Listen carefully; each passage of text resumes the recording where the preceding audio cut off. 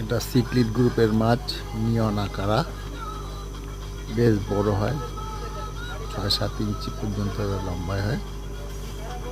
এগুলো ছেলে মাছ। ছেলে মাছের লেজে এবং পিঠের উপর হলদে দাগ হয়। মেয়েগুলো অত সুন্দর হয় না।